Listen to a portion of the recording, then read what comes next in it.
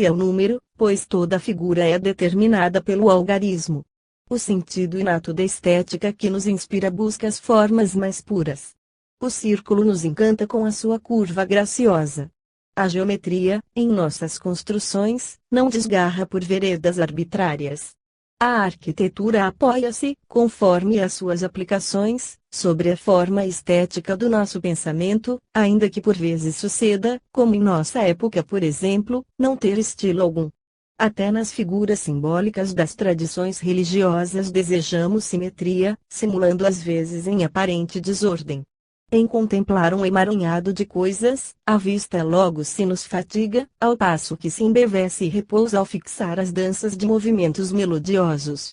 Característica peculiar do reino mineral, a simetria torna-se menos severa ao graduar-se nos reinos orgânicos.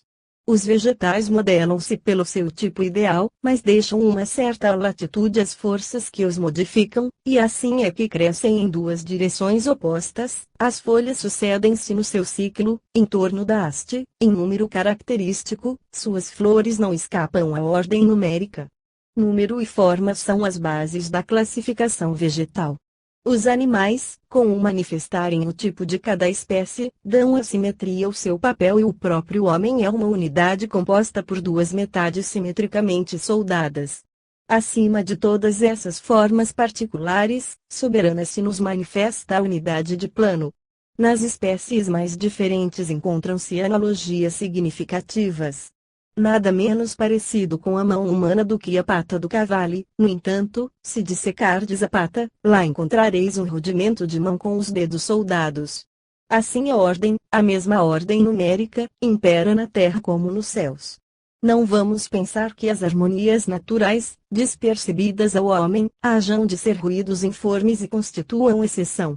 O vento que suspira entre os cedros e pinheiros, o lamento das vagas na praia arenosa, o zumbido do inseto no âmbito dos bosques, todos os indefiníveis sons que animam a natureza são vibrações sonoras, pertinentes ao reinado do número. O fato na aparência mais insignificante, tanto quanto de maior vulto, resulta de leis determinadas. Com que direito, pois, ousam declarar os negadores do espírito a materialidade absoluta do universo? Que pode a matéria só por si? Que será um átomo de oxigênio ou de carbono considerado a revelia de toda e qualquer lei? Em que caos mergulhará a natureza se aniquilardes a força que a mantém? Imaginemos por um momento que o número deixa de existir, e esta sua conjectura aniquila, de pronto, todas as harmonias que acabamos de explanar. Ora, perguntamos, pode a faculdade matemática pertencer à matéria?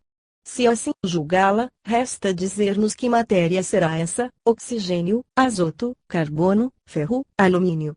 Evidentemente não, pois a lei supera todos esses corpos e é precisamente ela a lei que os combina, casa, dissocia, separa, visto que os governa. Que vos resta, então? Pertencerão à matéria som, a luz, o magnetismo? Mas a experiência vos demonstra o contrário. Nisso, tendes outras tantas modalidades de movimento. Quem determina um dado movimento ao som e outro à luz? Quem regula essas forças? Aparentemente, serão elas mesmas, ou uma força superior que as abranja todas. A matéria não é, em todos os seus movimentos, senão o objeto passivo. Inegável, portanto, que na natureza inorgânica a matéria é escrava e a força é soberana. Contudo, é precisamente o que põe em dúvida os nossos campeões do materialismo. Já tivemos o ensejo de apreciar o valor de seus argumentos no que diz com a natureza inorgânica. Edifiquemo-nos agora, sem tardança, com a maneira por que explicam a natureza orgânica. Quando queimamos cautelosamente uma planta, não é raro obtermos o resíduo de um esqueleto silicoso correspondente à forma primitiva da haste. É a substância que a constituía, proveniente da substância do solo. A planta integral encerra mais certos corpos determinados por sua natureza, assim, por exemplo, o trigo contém o glúten azotado, a videira, cal, a batata, potassa, o chá, magnésia, o tabaco, salitre, etc. Cada planta contém uns tantos elementos minerais e a própria planta é que os sabe escolher.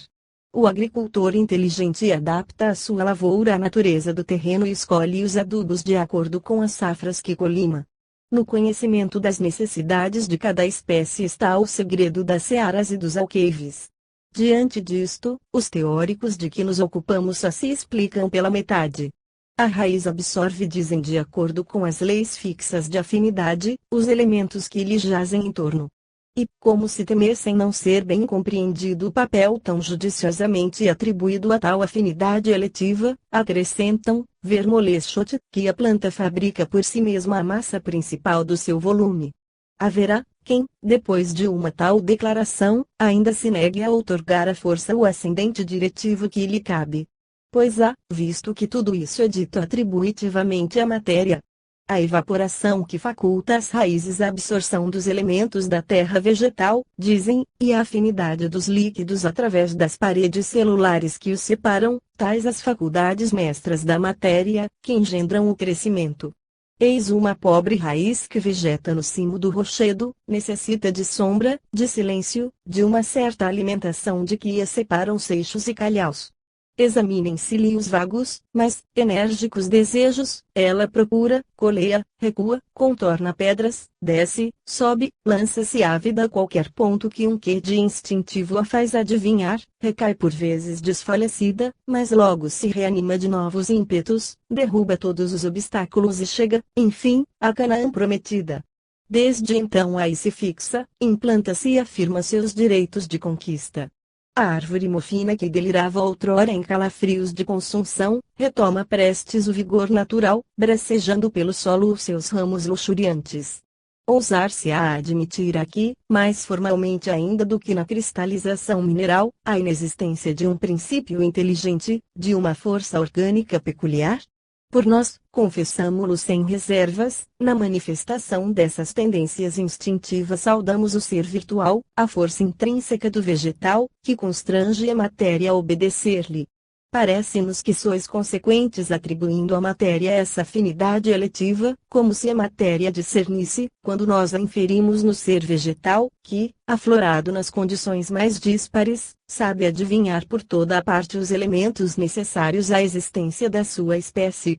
Ó pretensos sábios, que acreditais fabricar ciência arrastando a inteligência em campo raso de despauterios, deixai que vos acuse e lastime não ter de sabido ver, nem sentir, os cenários da natureza. O aspecto admirável de uns tantos sítios, nos quais a graça e a beleza se conjugam sob todos os prismas, a movimentação da vida, na viridência constante de prados e florestas, a irisação da luz clara, marchetada de flocos de ouro, o perfil silencioso das árvores, o espelho translúcido dos lagos que refletem o sol, o calor primaveril que aquece a atmosfera, o sendal das selvas e o perfume das flores, todas as maravilhas, ternuras, carícias da natureza ficaram estranhas à vossa inércia.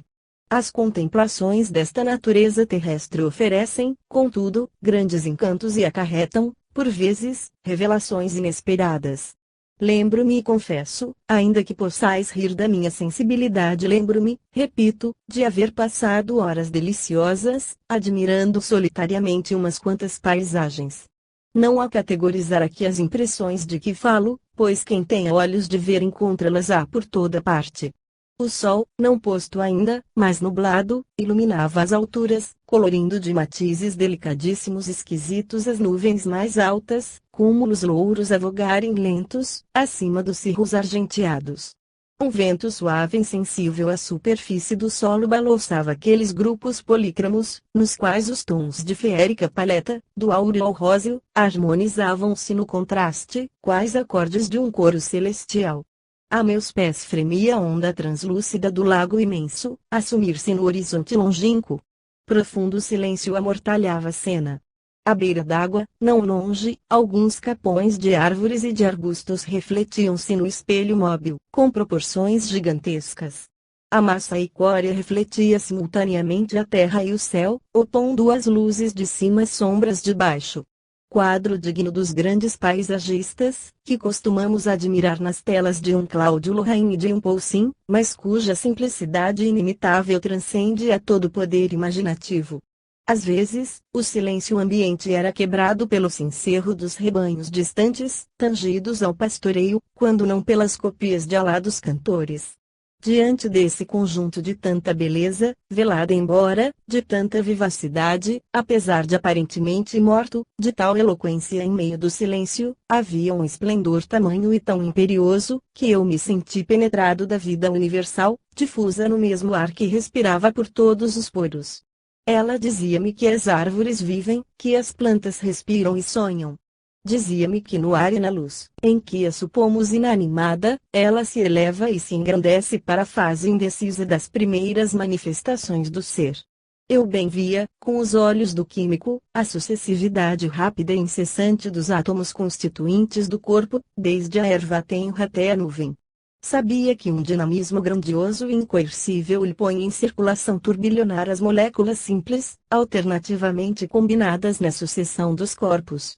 Contudo, no âmago desse movimento, pressentia a força que o acarreta, no fundo dessas aparências admirava a lei diretriz das coisas criadas. Dominado pelo poder mesmo dessas leis, que irradiam a beleza no espaço com a mesma facilidade com que o lavrador semeia em campo fértil, profundamente emocionado nessa comunhão passageira do meu eu com a vida inconsciente da natureza, senti-me como que transportado a uma espécie de êxtase, enquanto as imagens aéreas daquele céu magnífico se me refletiam alma, qual se o fizessem na face espelhante de um lago tranquilo. É nesses instantes de contemplação, fugazes e indescritíveis, que a ideia estética de Deus me surge mais luminosa e maiormente me avassala.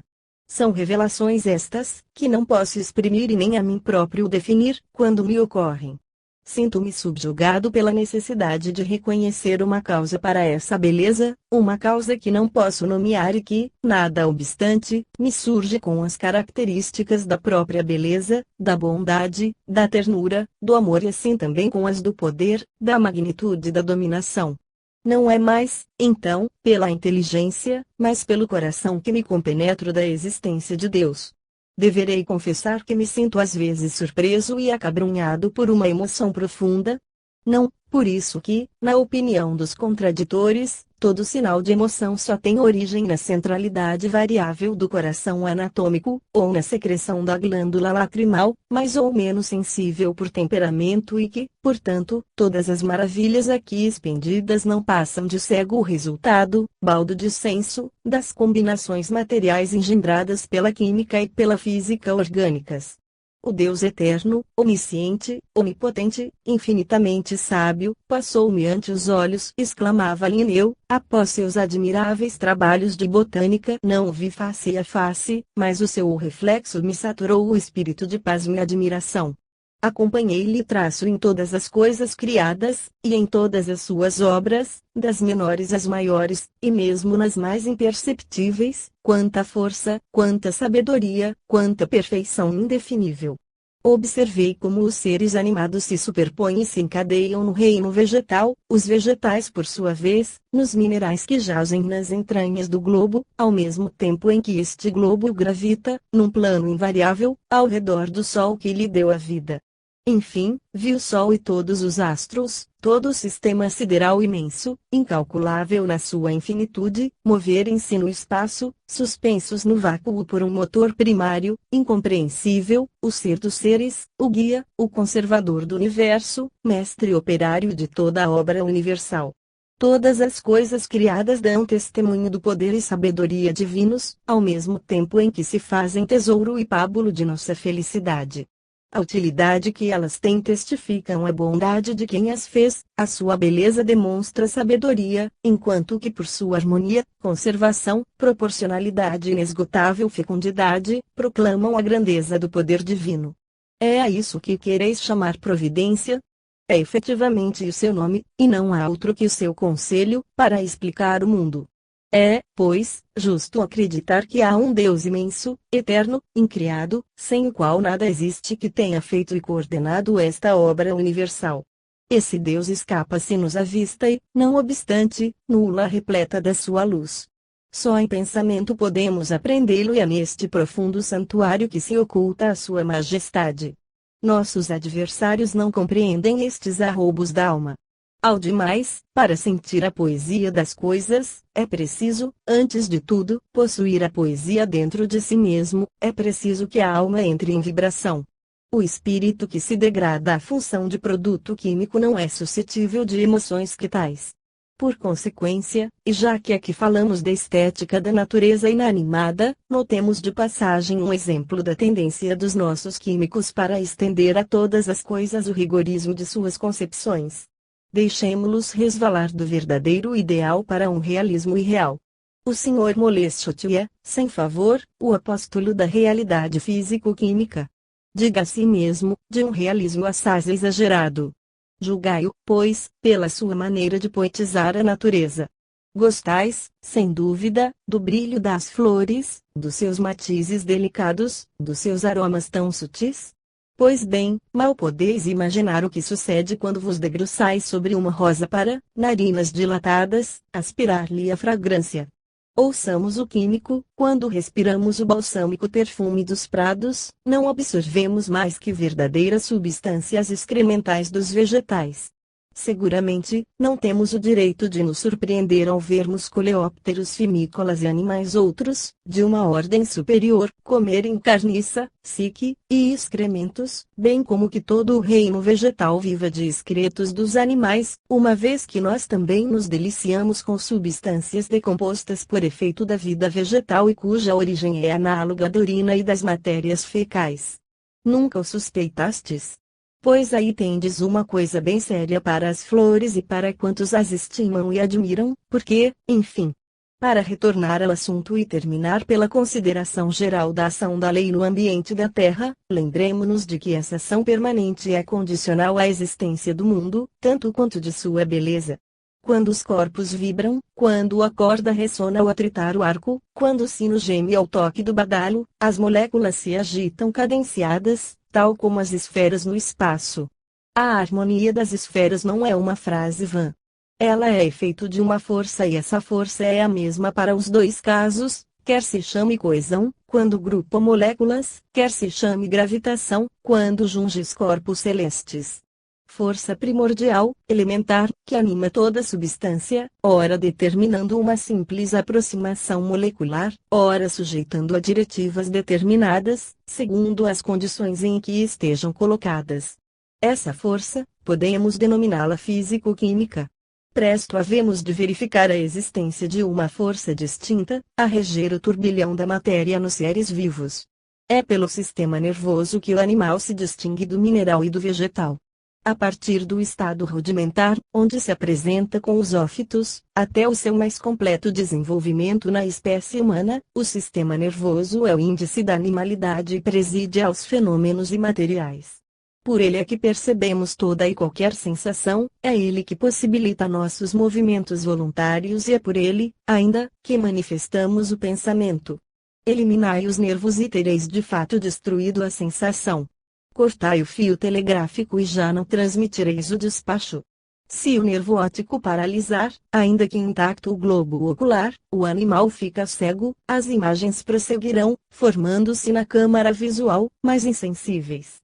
O ouvido pode estar perfeitamente são, fisicamente constituído para recolher as vibrações sonoras e, no entanto, não haverá sons perceptíveis, desde que lá não exista um nervo acústico para os captar e transmitir ao cérebro e também que haja um cérebro vivo para os receber. É, pois, de cérebro e nervos que se utiliza a força que percebe e julga. No reino vegetal, particularmente em certas espécies como sejam a sensitiva, a dineia, o desmódio, nós reconhecemos uma energia latente, correspondente ao nosso sistema nervoso. Indiscutível é, todavia, que a força físico-química, a força vegetal, a força animal, a inteligência, não são uma só força matéria. Expliquem-nos, então, como uma molécula é sucessivamente animada por forças tão distintas como admitir que o átomo de ferro, que agora se integra num homem, num animal ou numa planta, constituísse momentos antes a ferrugem de uma velha estátua, por exemplo. Se ele é ao mesmo tempo matéria e força, e se a força é única, como explicar produza fenômenos tão distintos? Acima da matéria existe um princípio imaterial, absolutamente distinto. Um espírito anima a matéria, qual o disse Virgílio. Diante da organização regular dos seres terrestres, não nos cabe mais que repetir a resposta, já de um século, dada ao sistema da natureza. A matéria é passiva e incapaz de coordenar-se por si mesma num todo regular. Contudo, ela é dotada de umas tantas propriedades que a fazem suscetível de obediência às leis. Ora, como pode a matéria cega ter desígnios e tender para uma finalidade? Como, ininteligente, teria engendrado seres inteligentes? Como se governaria por leis sábias, se não conhece o que seja sabedoria? Como reinar uma ordem majestosa entre as suas partes, se ela não conhece a ordem? Como, enfim, essa utilidade sensível e perceptível em todas as suas operações, se ela, de fato, não tem alvo? Aí estão uns tantos problemas a que os materialistas odiernos vão tentar responder em detalhe nas suas discussões. Assim, para resumir o estado da questão e os princípios de nossa refutação do ponto de vista do mundo inorgânico, temos estabelecido que, no céu como na terra, a força rege a matéria, que a harmonia é constituída pelo número e que este leva consigo, por toda a parte, o cunho intelectual. Em parte alguma, porém, a inteligência criadora parece tão evidente como na organização da vida e na existência do homem. É o que vamos verificar nos capítulos seguintes. Segunda parte: a vida. Circulação da matéria. Sumário: viagens incessantes dos átomos através dos organismos, fraternidade universal dos seres vivos, solidariedade indissolúvel entre as plantas, os animais e o homem, vida aparente, vida invisível. O ar, a respiração, a alimentação, a desassimilação, o corpo, transformação perpétua, o equilíbrio das funções vitais prova uma força diretora, a decomposição cadavérica prova que a vida é uma força e que essa força não é uma quimera, homúnculos, fatos e atitudes da química orgânica. Essa química não cria seres nem órgãos, a matéria circula. A força governa. O poder que rege os astros e desata os esplendores de sua riqueza na imensidão dos céus, a força que regula a construção de minerais e plantas, na terra, a ordem que espalha harmonia no mundo, vão apresentar-se-nos agora sob um outro aspecto, dando-nos testemunho não menos irresistível do princípio inteligente que preside os nossos destinos. Enquanto o olhar penetrante do telescópio vara os espaços infinitos, a visão analítica do microscópio visita os habitáculos minudentes da vida na superfície da Terra. Aqui, já não é apenas a grandeza e o caráter formidando da energia que nos vão falar, mas, antes, o engenho, a beleza do plano, a delicadeza de sua execução e, sobretudo, a sabedoria sobre-humana que domina a matéria e amolda as leis de uma vontade onipotente. Quando penetramos com os olhos da ciência o espetáculo do mundo, toda a natureza nos aparece à feição de imenso dinamismo, em cujo seio se associam ou se transformam as forças extraordinárias da física e da química. Fenômenos efêmeros, que ao vulgo parecem isolados, apresentam-se-nos entramados numa rede única, cujos fios são mantidos por uma força misteriosa. O mundo envolve-se em grande unidade, nenhum elemento está isolado, nem na extensão presente, nem na história. São irmãos a luz e o calor, quer se nos mostrem juntos, numa união indefectível, quer mutuamente se façam o sacrifício de sua própria existência. A afinidade e o magnetismo casam-se nos mistérios do mundo mineral. A ponta inquieta do ímã procura incessantemente o polo. A planta eleva-se apaixonada para a luz. A terra volta para o sol o seu rosto matinal. Estende o crepúsculo seu manto sobre a noite e os tépidos perfumes dos vales aquecem os pés gelados da noite. Em aproximando-se a aurora, o beijo do orvalho deixa o seu traço na corola entreaberta das flores. Átomos e mundo são levados por um só impulso universal. Na atmosfera 1000 ondulações se entrecruzam, 1000 variedades de força se combinam. Noite e dia, tarde e manhã, em todas as estações, o mesmo movimento simultaneamente insensível e grandioso, que a nossa vista não apreende e que, aberrante de qualquer avaliação numérica, se vai exercendo no laboratório do cosmos. Pois o resultado desse movimento é a vida. Fora deste resultado, o mundo só oferece uma atração medíocre aos espíritos curiosos. É pelos aspectos ou pelas sensações da vida que o ser pensante se liga à natureza. Se a contemplação dos céus, por noites silenciosas, nos causa uma tristeza indefinível, se o aspecto de vastos desertos calcinados por um sol ardente nos deixa impassíveis, se o estudo das mais extraordinárias combinações químicas, operadas numa retorta, nos impressiona menos intimamente do que a visão de um pássaro em seu ninho, ou ainda de uma violeta vicejando humildemente ao pé de um tronco, é porque essas manifestações não revelam uma vida imediata. Nossa alma é sobretudo acessível às impressões provindas de seres viventes como nós e, de entre estes, os que mais se aproximam da nossa natureza. O timbre de uma voz amada tem maior ressonância em nosso coração do que o ribombo de um trovão. Um raio do olhar eleito nos penetra mais fundo do que um raio de sol. Um sorriso adorado tem sempre maior encanto que a mais encantadora das paisagens. No colo, nos braços, nos cabelos da mulher idolatrada, não há diamantes nem safiras, esmeraldas e pérolas, cujo brilho se não degrade ao de simples pedrarias decorativas. É que neste caso, sobretudo, a vida nos aparece sob a sua mais bela e mais esquisita manifestação terrestre, pois que ela a vida é bem verdadeiramente a grande atração da natureza. Mas, a característica que mais vivamente impressiona o observador, no conjunto da vida terrestre, é a lei geral que preside a vida do universo. À primeira vista, afigura-se-nos que todos os seres estão isolados. O abeto que colma os cimos alpestres parece nada ter de comum com a lebre que corre nas planuras. Certo que a rosa dos nossos jardins não conhece o leão dos desertos.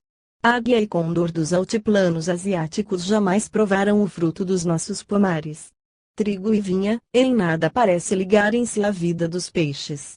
E se nos cingirmos a divisões menos marcantes, ninguém suspeitará qualquer relação imediata entre a vida do homem e a do vegetal que matiza os campos e as florestas. E contudo, a verdadeira realidade é que a vida de todos os seres terrícolas, homens, animais, plantas é uma e única, sujeita a um mesmo sistema, tendo por ambiente o ar e por base o solo. E essa vida universal outra coisa não é senão uma permuta constante de matéria. Todos os seres se formam das mesmas moléculas, a passarem sucessiva e indiferentemente de uns a outros, de sorte que nenhum ser dispõe de um corpo propriamente seu. Pela respiração e pela alimentação, nós absorvemos, cada dia, uma certa porção de alimentos. Pela digestão, pelas secreções e excreções, perdemos outra determinada porção de alimentos. Assim, renova-se o corpo e, depois de algum tempo, já não possuímos um só grama do corpo material de antes. Sua renovação foi total, completa. Mediante essa permuta é que se entretém a vida. Enquanto o movimento renovador se opera em nós, a mesma coisa se dá com animais e plantas. Os milhões e bilhões de seres viventes na superfície do globo mantêm-se, portanto, em permuta constante de seus organismos. O átomo de oxigênio, que ora estás respirando, foi ontem, possivelmente, expirado por alguma das árvores que orlam o bosque, além. O átomo de hidrogênio que, neste momento, umedece a pupila vigilante do leão do deserto, será o mesmo que, não há muito, molhava os lábios da mais pudica donzela da austera Albion. O átomo de carbono que neste instante arde em meu pulmão, ardeu talvez na candeia que serviu a Newton para suas experiências de ótica, e as fibras mais preciosas do cérebro de Newton talvez se encontrem, agora, na concha de uma ostra ou numa dessas miríades de animálculos microscópicos, que povoam os mares fosforescentes.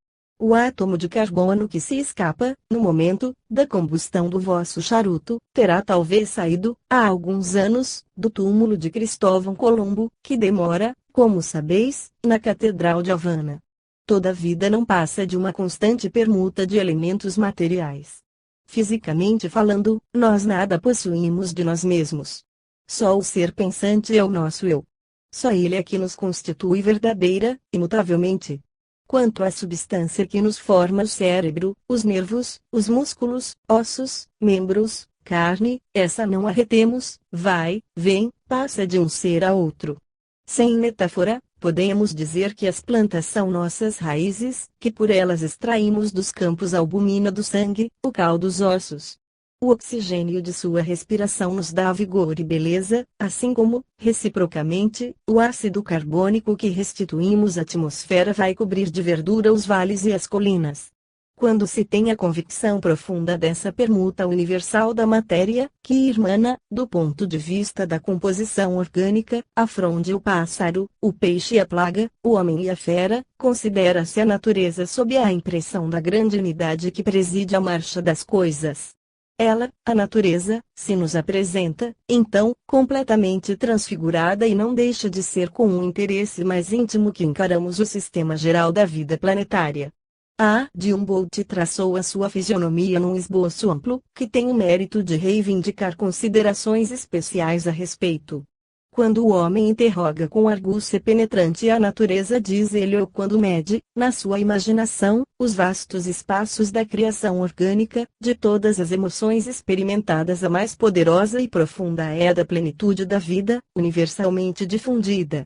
Por toda a parte, até nos polos congelados, o ar repercute o canto das aves e o zumbido dos insetos.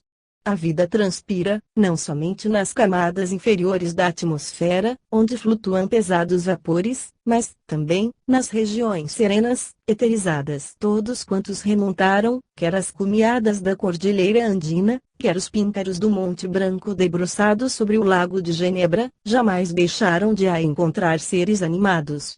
No Chimborazo, e numa altitude excedente de 2.600 metros ao pináculo do Etna, vimos borboletas e outros insetos alados. Mesmo supondo que houvessem sido levados por correntes aéreas, e que lá errassem como estrangeiros, naquelas paragens e que só o ardente desejo de conhecer conduz os homens, a sua presença atesta, todavia, que, mais flexível, a organização animal resiste além dos limites traçados à vida vegetal. Muitas vezes vimos o rei dos abutres, o condor, planar acima de vossa cabeça, em altitudes excedentes aos picos nevados dos Pirineus, e mesmo dos indianos. O possante carnívoro alado era, naturalmente, atraído pelos sedosos vigonhos, que as manadas procuram aquelas pastagens coalhadas de neve.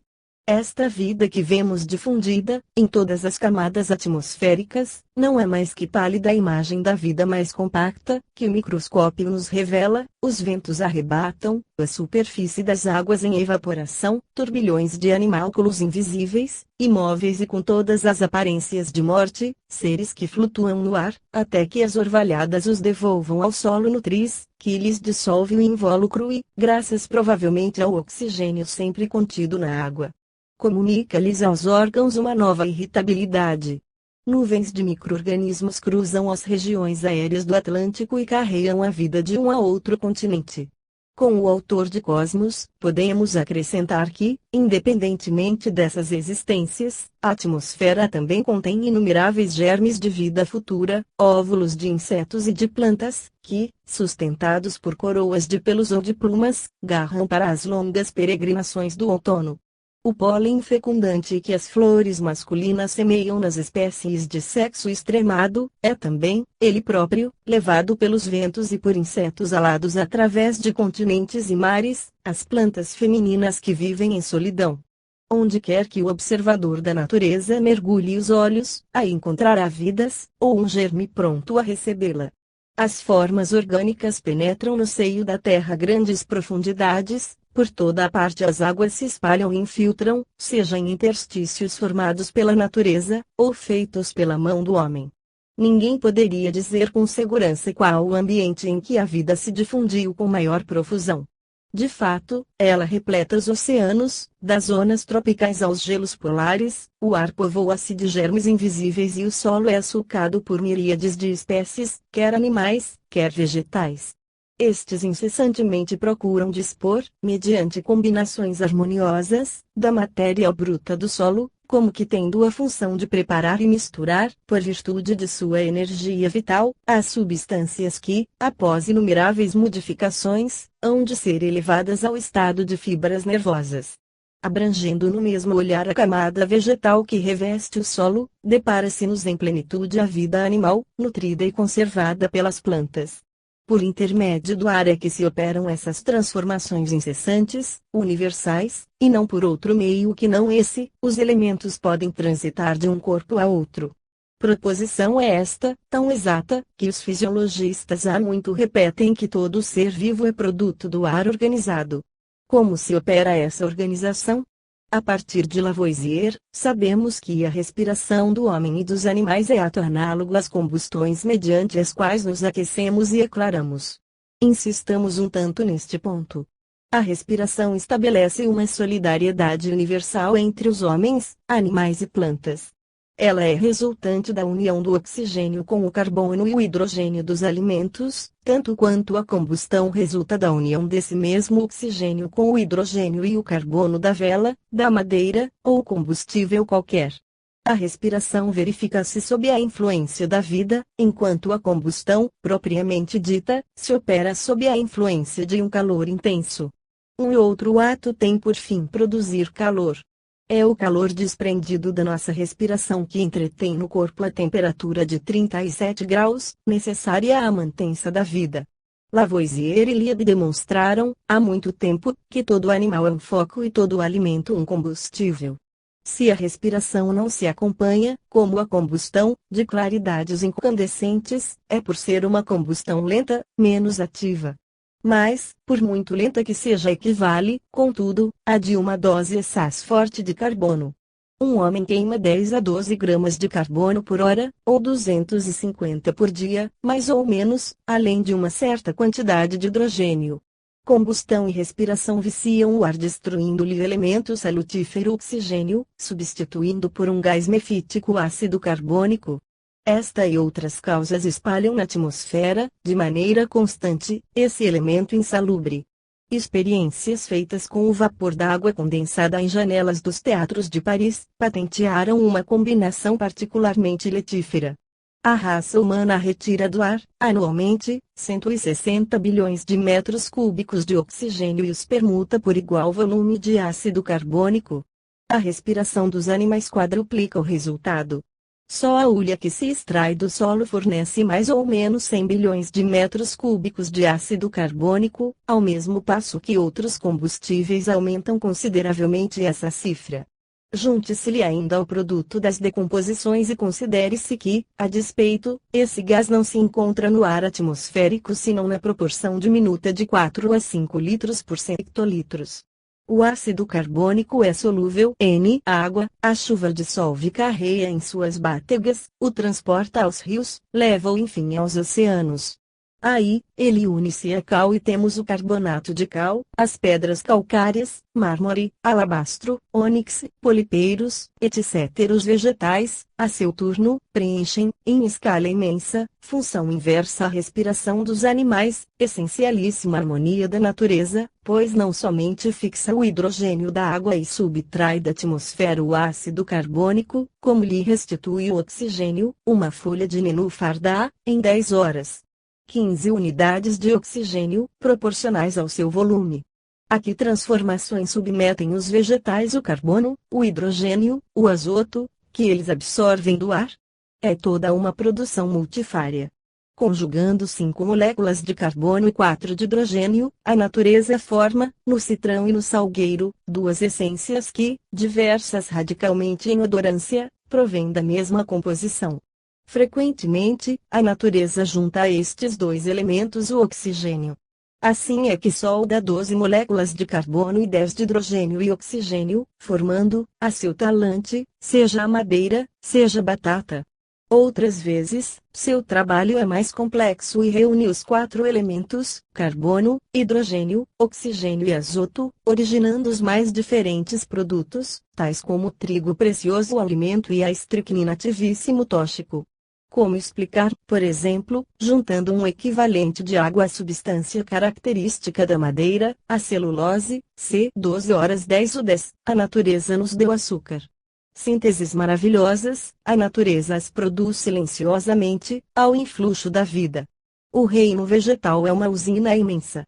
Sob a ação do calor solar, todas as roldanas entram a movimentar-se. A exemplo do mecânico que nutre a sua máquina, a natureza renova o combustível e os princípios do ar, e estes se transformam em madeira ou amido, em açúcar ou veneno, que constituem a polpa saborosa do fruto, o perfume sutil das flores, o rendilhado das folhas, a coriácea tessitura dos troncos. Os animais nutrem-se dos vegetais, gaseificam, por assim dizer, o ar solidificado e o devolvem à atmosfera, onde ele recomeça o ciclo das transformações que, graças a ele o ar agente primaz da vida, elo universal, jamais se interrompem. A comparação que Liebig foi o primeiro a fazer, da combustão respiratória do animal com a dos combustíveis de uma fornalha, só é exata se fizermos uma ideia material do fogo nesse aparelho. No animal, todo o corpo arde lentamente, o que não se dá com a fornalha, que não arde. Na retorta humana, continente e conteúdo queimam juntos e, assim, é mais justo tomarmos a vela como elemento comparativo. O calor é o regulador da vida. Descartes antecipara-se aos progressos da experimentação escrevendo este significativo conceito: importa não conceber nas máquinas humanas outra alma vegetativa nem sensitiva, nem princípio algum de movimento e vida, além do sangue e seus espíritos, agitados pelo calor do fogo que arde continuamente no seu coração e cuja natureza é idêntica à que inflama os corpos inanimados. Sabemos que Descartes, como Platão, considerava a alma humana como retirada num santuário, no âmago de nós mesmos, numa espécie de oposição à matéria. A vida e as funções orgânicas dependiam inteiramente do corpo e só o pensamento era atributo do espírito. Tal, sumariamente, o papel do ar na natureza. Assim são os vegetais, habilíssimos físico-químicos, a nos prepararem ao mesmo tempo a alimentação, a respiração, a indumentária, o combustível e os elementos materiais da nossa existência terrestre. Importa, de conseguinte, deixarmos de considerar a natureza sob um prisma vulgar, para fazê-lo, doravante, com olhos atentos e apercebidos. Quando ficharmos a ervilha tenra que reponta nos jardins, não admiraremos apenas o risonho tapete de verdura e a gracilidade das flores que o esmaltam.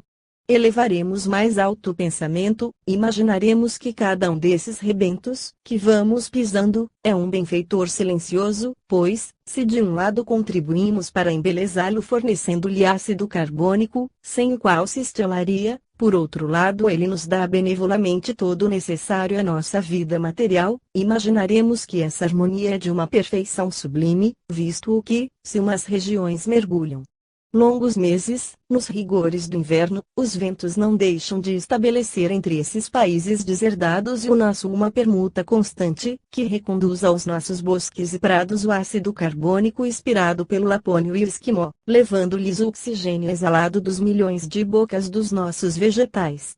Se acompanharmos a elevação gradativa da matéria, haveremos de reconhecer com os fisiologistas em geral, e com Moleschott em particular, o seguinte processo das permutas materiais: o amoníaco, o ácido carbônico, a água e alguns sais, eis toda a série das matérias com as quais a planta constrói o próprio corpo. Albumina e destrina formam-se à custa destas combinações simples, por efeito de constante dispêndio de oxigênio.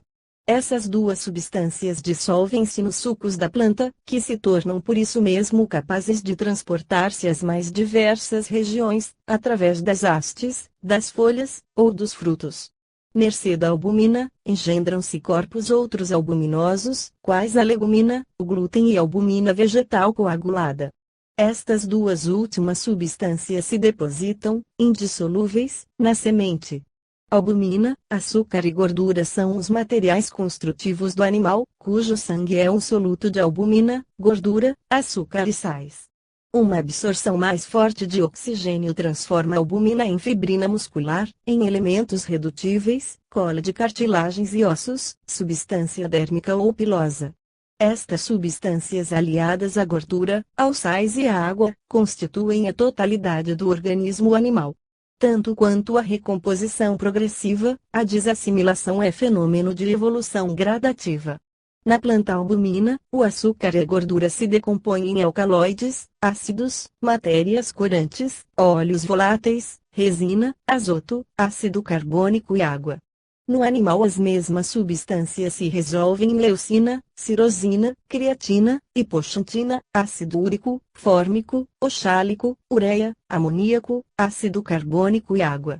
Fora do corpo a ureia decompõe-se em ácido carbônico e amoníaco. Assim, graças à vida em si, plantas e animais revertem as suas fontes. Após a morte, a desassimilação é ainda uma evolução, não menos regular que durante a vida. O que se dá, apenas, é que percorre outros graus, até que chega ao termo da decomposição. A putrefação não é mais que uma combustão lenta das matérias orgânicas, a operar-se fora do corpo vivo. Ela representa uma espécie de respiração depois da morte. Cada átomo vai conformar ou entreter outros corpos. Tal o esboço químico da permuta vital nos dois reinos orgânicos.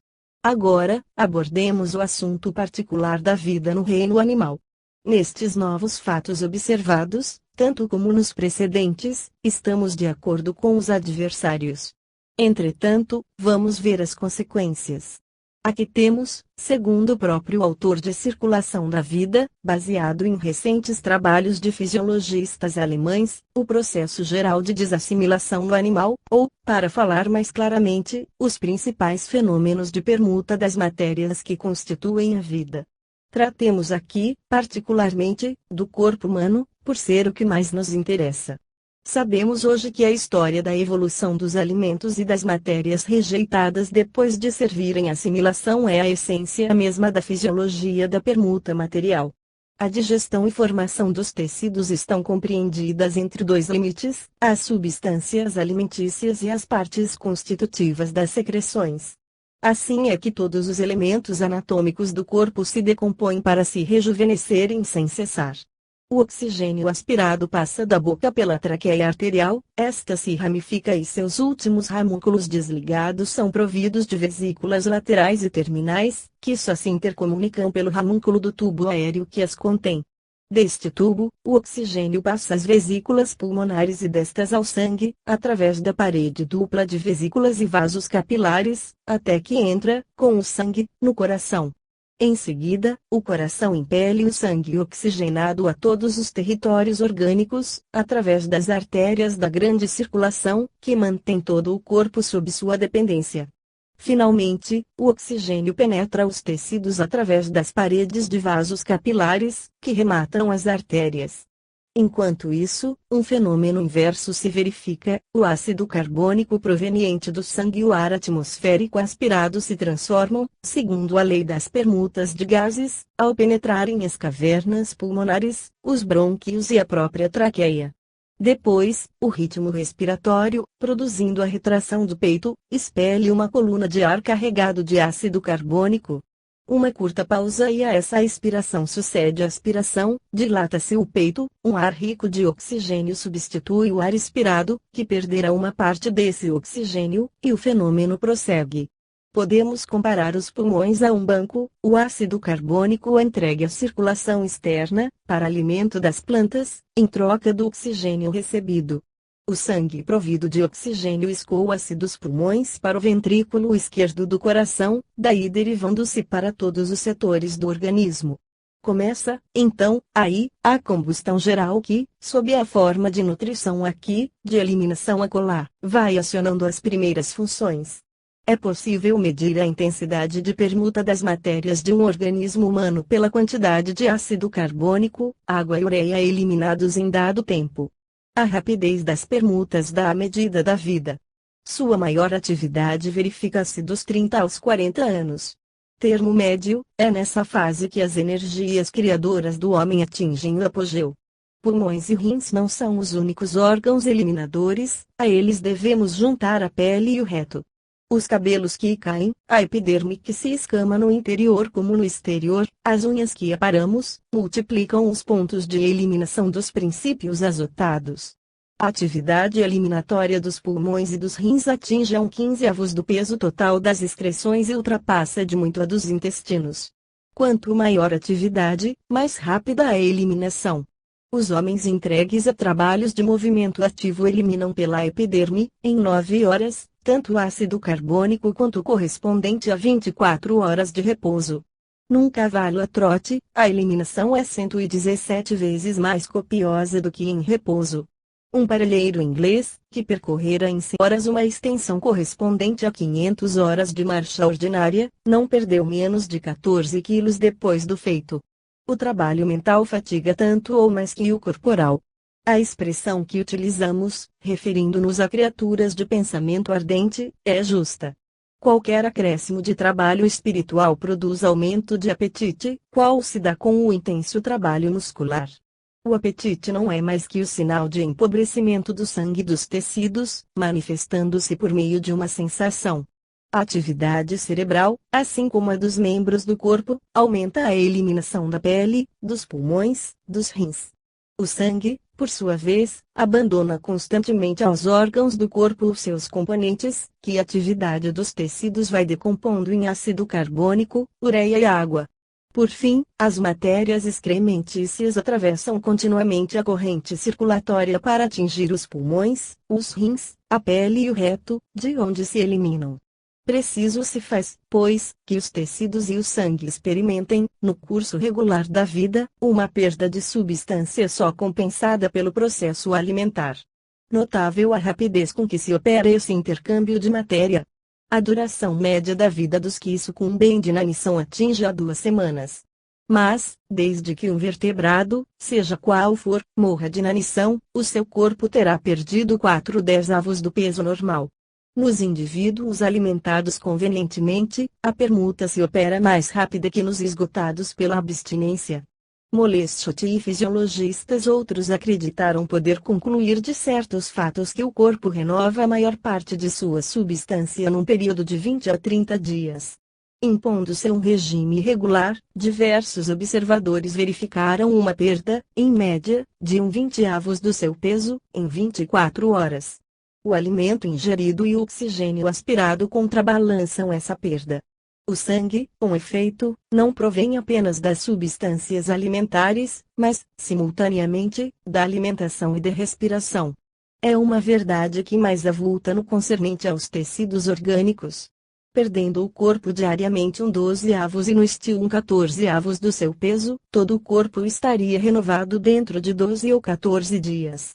Pelos resultados obtidos com o último observador, seriam precisos 22 dias.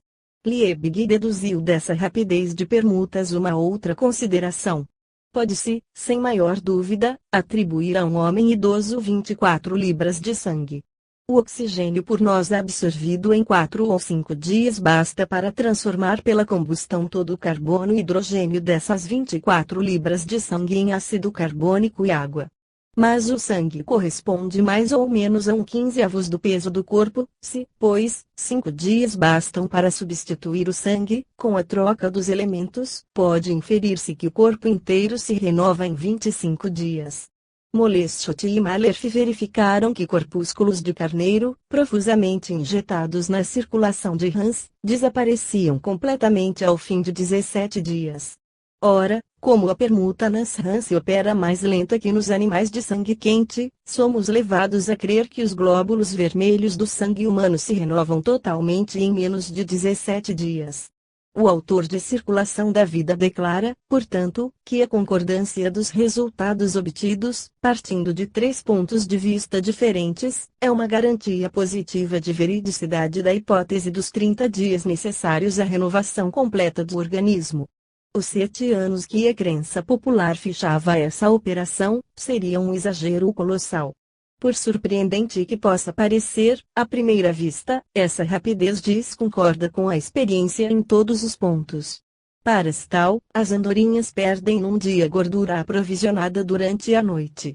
O desenvolvimento das células opera-se, no sangue, em 7 ou 8 horas, a expensas das matérias fornecidas pelo quilo.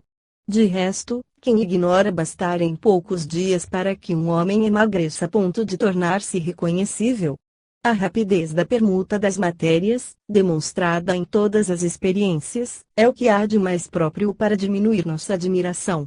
Essas experiências nos ensinam que um adulto, pesando 128 libras, elimina em 24 horas cerca de 3 libras de saliva, 2,5 de bilis, no mínimo, e mais de 28 de suco gástrico, de sorte que um fumante, com o malveso de escarrar seguidamente, pode, durante o dia, expelir 85 partes do seu peso.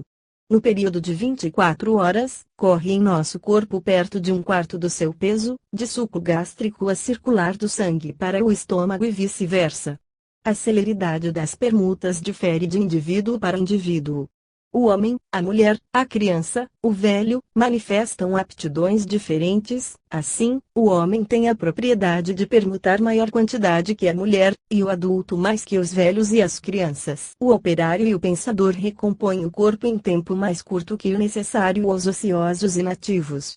Há criaturas de vida acelerada, nelas a esperança, a paixão e o temor, que se transformam rapidamente em confiança e alegria, precipitam a circulação do sangue.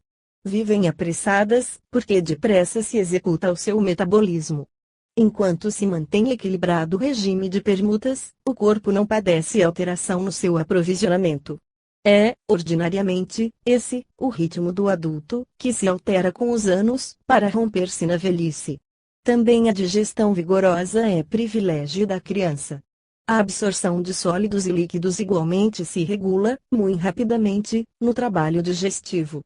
A ação do oxigênio e a desassimilação dos tecidos, a ela consequente, nunca se interrompem. Daí resulta, imediata, uma diminuição do suco nutritivo, que se pode verificar não só pelo peso, como por inspeção direta. Na idade avançada, sofrem tal ou qual depressão, retraem-se. A córnea achata-se, a miopia atenua-se e pode mesmo chegar ao efeito contrário à presbiopia. Os ossos, com a velhice, perdem a elasticidade, de vez que menos ricos d'água, como na mocidade. Uma vez rompido o equilíbrio, o desgaste dos tecidos se processa inevitavelmente.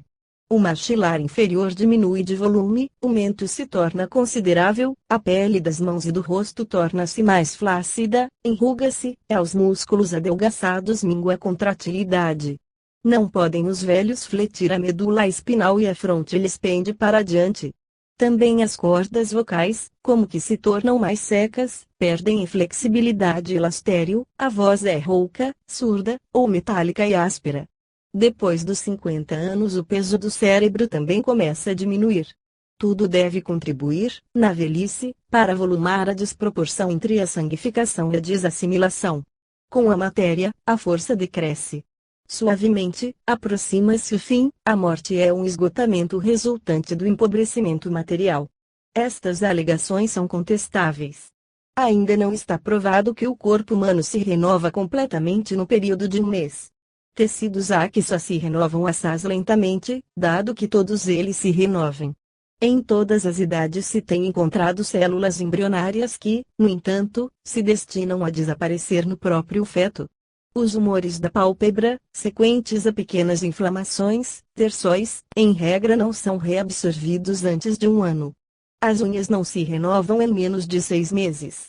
No estado de saúde, seu crescimento é de 2 milímetros por mês, de sorte que, se guardássemos a unha do indicador num estojo cilíndrico, durante 60 anos tal como fazemos para conservar plantas raras não teríamos afinal uma garra excedente de 1,5 metro.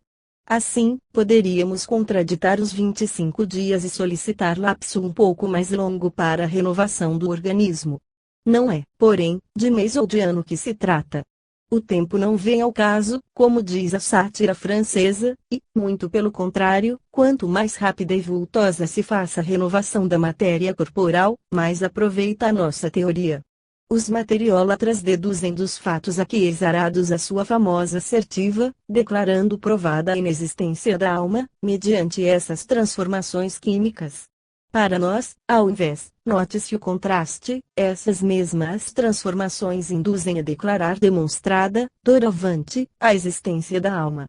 Antes, porém, de argumentar, apraz-nos contrapor um simples reparo à tão categórica afirmativa diversa, que proclama com tamanha segurança e com verdade inconteste a só existência das moléculas materiais e que só elas constituem o ser vivente, do berço ao túmulo.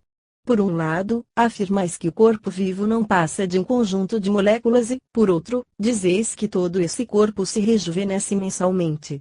Ao nosso ver, são duas proposições difíceis de conciliar. Como explicar o envelhecimento, se esse corpo material, na sua qualidade de moléculas químicas, nunca teve mais que um mês de idade?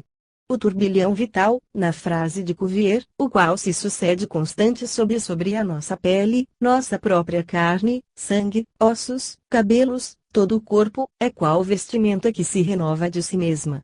O corpo do sexagenário, ou do octogenário, não tem mais que um mês, assim como o da criança que apenas começa a andar. São, assim, sempre novos, os corpos e, certo, não podemos deixar de admirar essa engenhosa lei da natureza. Entretanto, é também indubitável haver no mundo pessoas de todas as idades, na escala dos anos. O Sr. Molesto te conta, ao que presumo, 45 e o Sr. A. Conte deveria orçar pelos seus 79. Vós, Sr. Vogt, nascestes no ano da graça de 1817. Temos assim, cada qual, a nossa idade. Cá por mim, sei que carrego menos de 20 lustros, que o Sr. Schopenhauer registraria muito breve. Ora, se é verdade que nosso corpo